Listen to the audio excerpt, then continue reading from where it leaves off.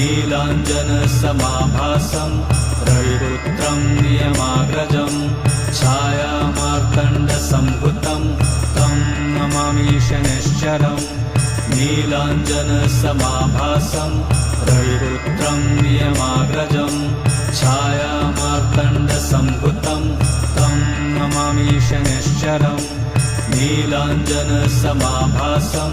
रविपुत्रं नियमाग्रजं छायामार्तण्डसम्भुतं तं नमामि शनैश्चरम्